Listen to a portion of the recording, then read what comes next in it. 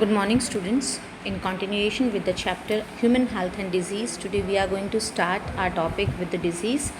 that is ascariasis. This ascariasis disease is caused by a roundworm, and this roundworm, it is an intestinal parasite, means it enters into the parasite and it causes the disease known as ascariasis. And what are the symptoms? Symptoms are internal bleeding. जो intestine है वहाँ पर उसमें pores create हो जाएंगे, bleeding create हो सकती है, muscular pain in the body, fever and anaemia. Because of the bleeding, internal bleeding के कारण बॉडी में लॉस हो जाएगा ब्लड का, and that will lead to the anemia and blockage of the intestinal passage, and sometimes the intestinal passage also gets blocked. So these are the symptoms of the disease ascariasis, and it is caused by a roundworm known as ascaris.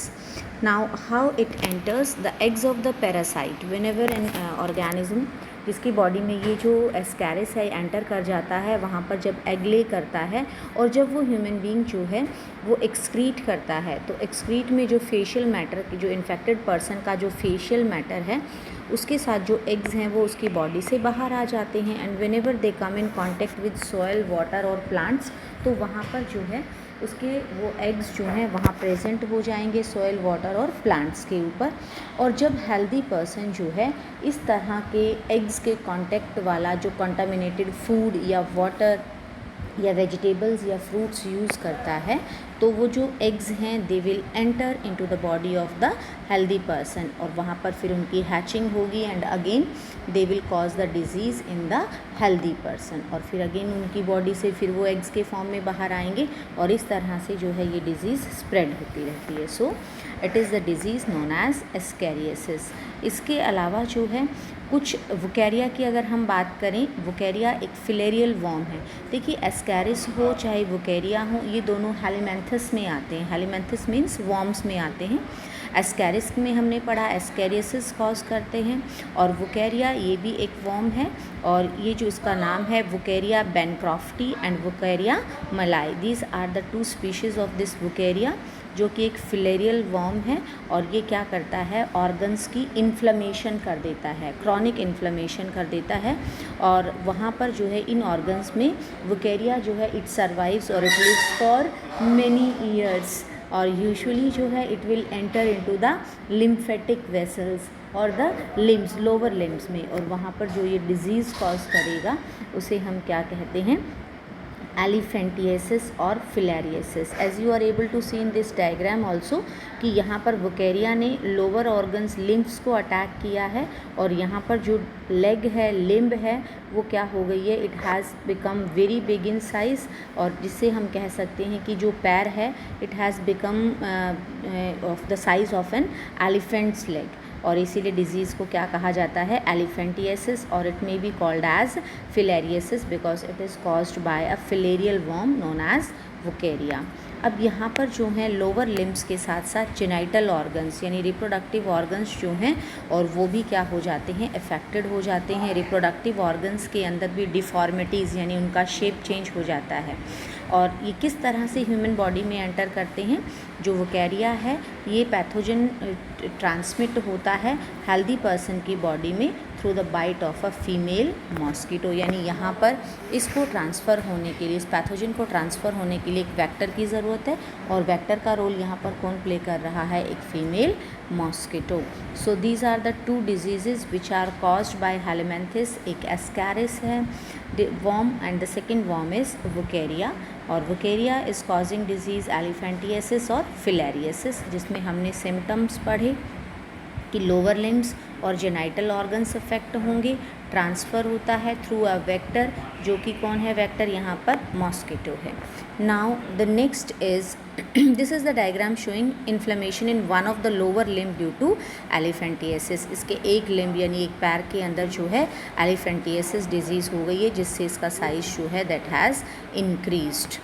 Next disease जो है, these are the disease जिसमें हम बात करेंगे fungal disease, और fungus की genus जो disease cause करती हैं वो हैं माइक्रोस्पोरम, ट्राइकोफाइटोन एंड एपिडर्मोफाइटोन। ये जो हैं रिंग वॉर्म कॉज करती हैं ह्यूमन बीइंग में, क्योंकि स्किन डिजीज़ कॉज कर रही हैं, फंगस हैं ये। तो इनसे जो मेनली कॉमनली कॉज्ड डिजीज़ है वो क्या है, रिंग वॉर्म है। क्या होगा रिंग वॉर्म का symptom, appearance of as it is shown in the diagram also, कि बिलो द चिन जो स्किन है वो क्या हो गई है, ड्राई हो गई है। स्केली लेशंस ऑन, लेशंस होते हैं छाले, मतलब हार्ड स्किन हो जाती है, वहाँ पर छाले जैसे स्ट्रक्चर बन जाते हैं, लेकिन वो वाटरी फिल्ड नहीं होते, ड्राई होते हैं।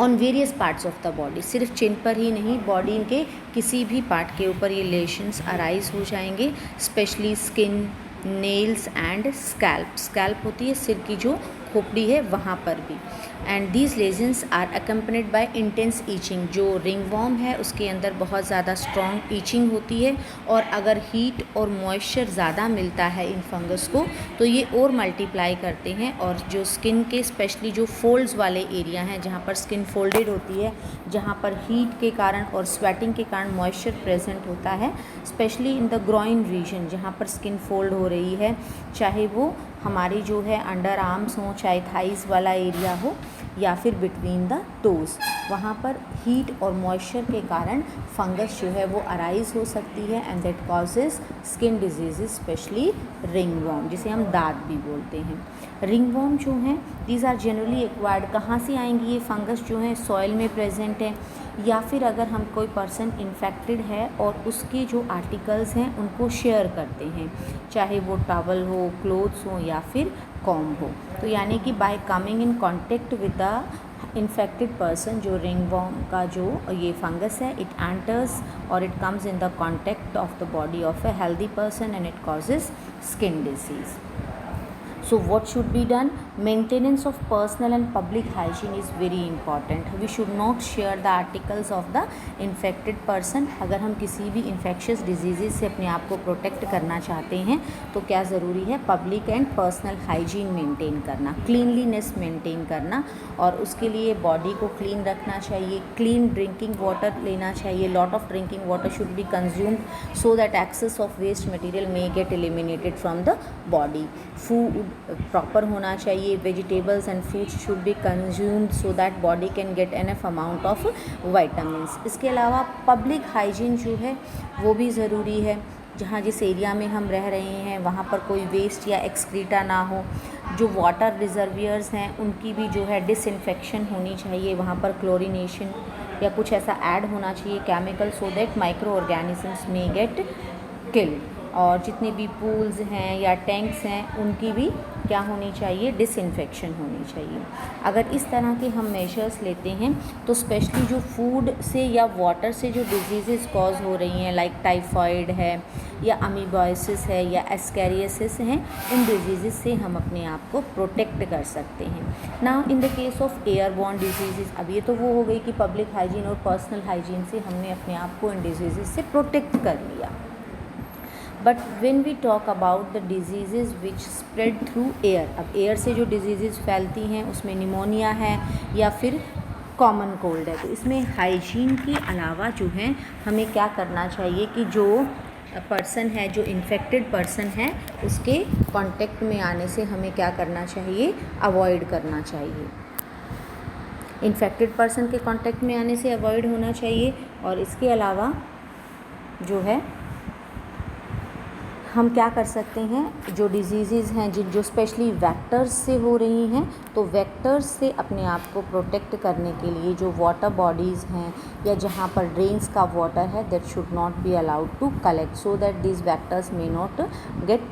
प्लेस फॉर ब्रीडिंग, यानी वो वहाँ पर अपनी एग ले ना कर सकें और हम वाटर स्टेगनेंट नहीं होगा रेजिडेंशियल एरियाज़ में या आसपास में, इन कूलर्स में, या फिर हमें मॉस्किटो नेट्स यूज़ करनी चाहिए सो दैट कि जो मॉस्किटोज़ हैं वो बाइट ना कर सकें. एंड एक सबसे बड़ी बात कि अगर हम चाहते हैं कि जो वाटर बॉडीज़ हैं वहाँ पर जो मॉस्किटो है उसने एग ले कर दिए हैं और उससे क्या होगा कि it may cause the disease like malaria, तो वहाँ पर गैम्ब्यूशिया नाम की एक जो फ़िश है वो पॉन्ड्स में इंट्रोड्यूस करने से वो क्या करती है, जितने भी मॉस्किटो के लार्वाज हैं उनको फीड कर देती है. तो population of mosquitoes will get declined by introduction of this gambusia fish. Fish जो है वो उनको खा जाएगी लार्वास को, और जो मॉस्किटो की पॉपुलेशन है वो रिड्यूस हो जाएगी। इसके अलावा जो डोर्स और जो हमारे जो विंडोज़ हैं उन पे वायर मैश यानी नेट लगी होनी चाहिए, सो दैट मॉस्किटो जो हैं वो एंटर ना कर सकें। और जो जितनी भी वेक्टर बॉर्न डिजीज़ हैं उनके लिए हमें स्पेशल प्रिकॉशंस लेनी चाहिए, क्योंकि ये जो डिजीज़ हैं ये हमारे इंडिया के बहुत सारे पार्ट्स में बहुत सारे पीपल को क्या करती हैं, इफ़ेक्ट करती हैं। So next we will continue in our next class.